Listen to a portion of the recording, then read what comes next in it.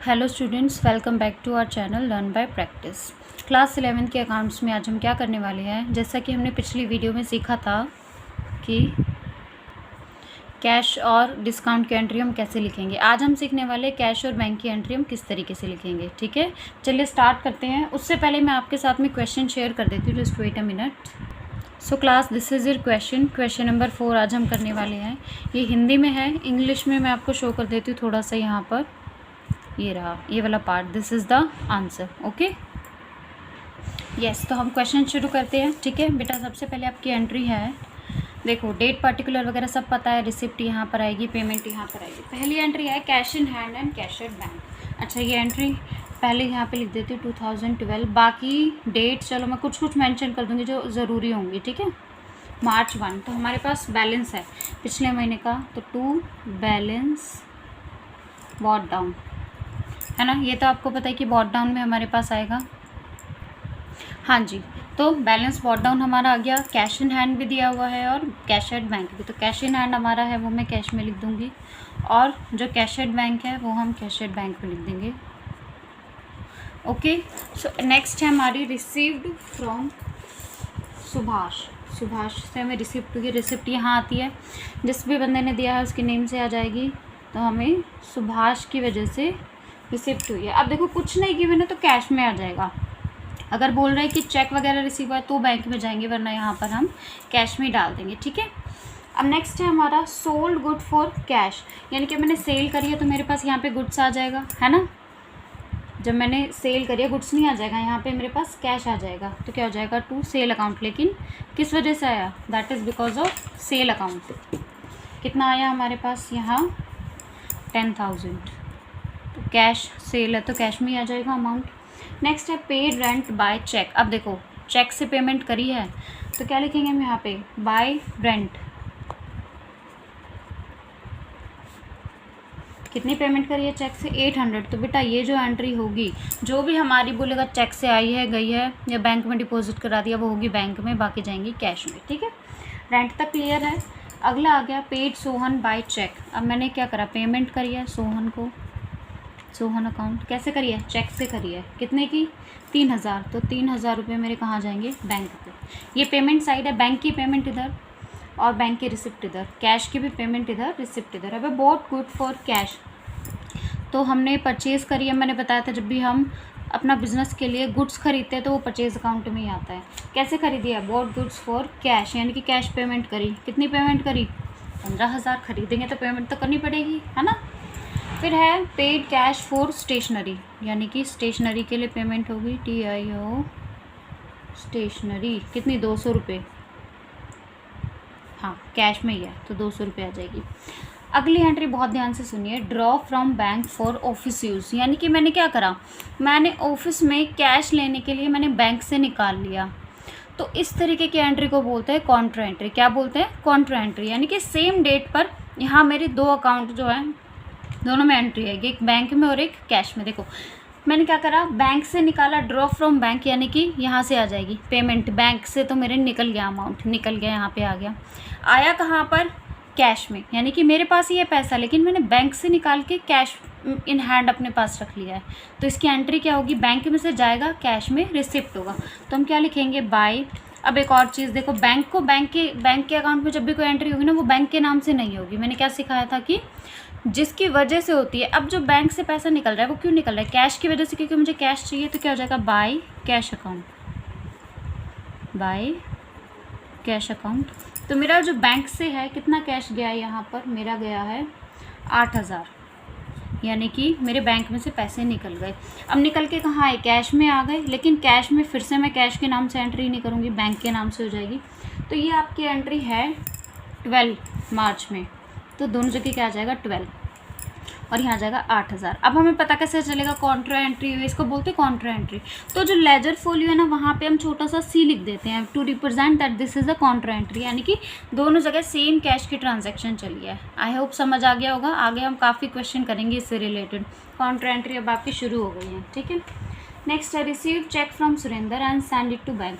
Receive करा सुरेंद्र से, to Surendra account, और बैंक में भेज दिया मेरे।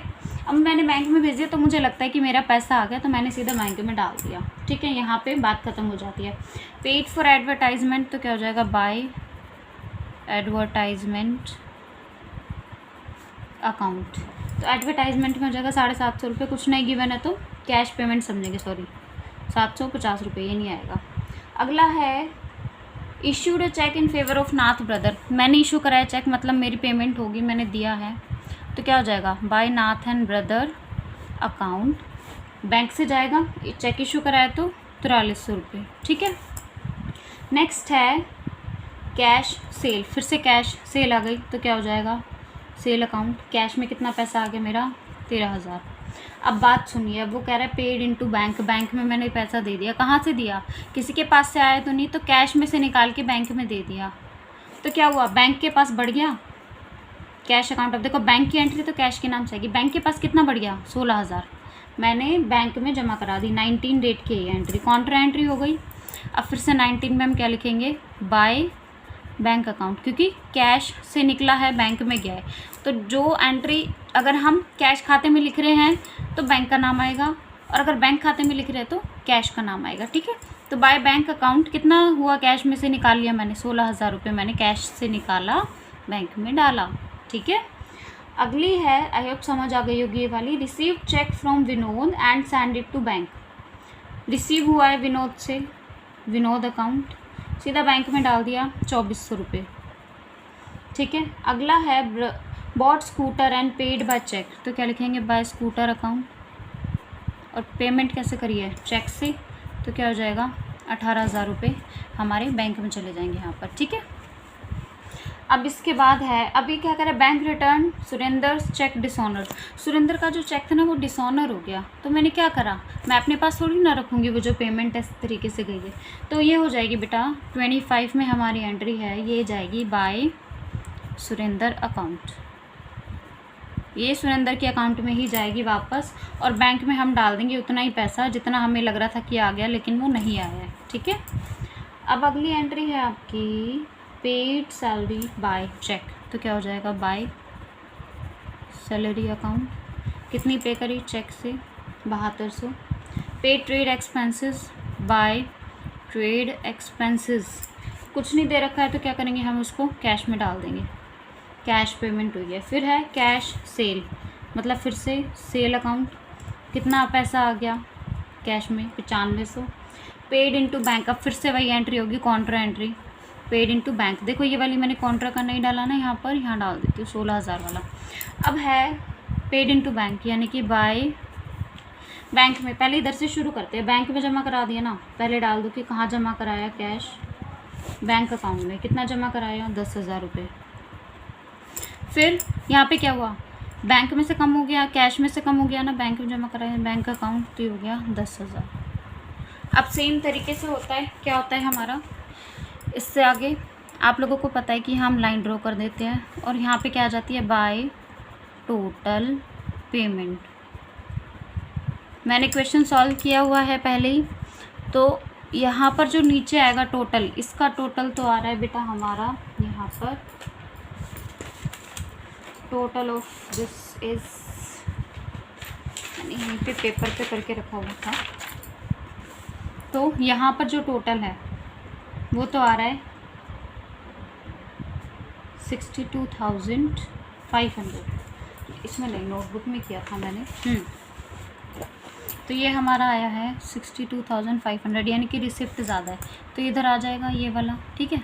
अब यहाँ पे पेमेंट कितनी निकल के आ रही है, मेरी पेमेंट निकल के आ रही है 900, यानी कि आप इस सबको करोगे कि भाई टोटल कितनी पेमेंट है मेरी, सबको ऐड करोगे तो इतना आएगा, ठीक है। अब मैंने ऐड कर दिया, अब मेरे पास क्या होता है यहाँ पे, बाय बैलेंस कैरेट डाउन, तो जब मैंने कैरेट डाउन निकाला यहाँ का तो वो आ रहा था 14,600, ऐड करके देख लीजिए सेम आएगा।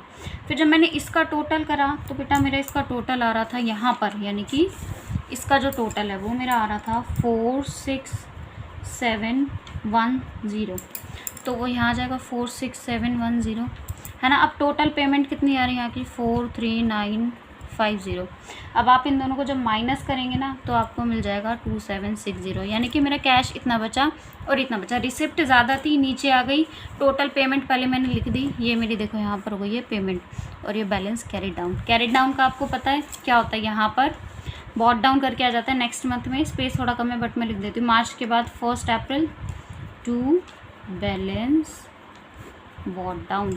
कितना बॉट डाउन हुआ हमारा बैलेंस? कैश में तो हमारे पास बचा इतना और बैंक में बचा 14,600। ठीक है, अच्छे से इस क्वेश्चन को कर लेना, काउंटर एंट्री का ध्यान रखना। चलिए, thanks for watching the video. अगर समझ आ रहा है, अच्छी लग रही है वीडियो, तो शेयर भी कर सकते हैं एंड सब्सक्राइब भी कर सकते हैं चैनल को। Okay, thank you so much.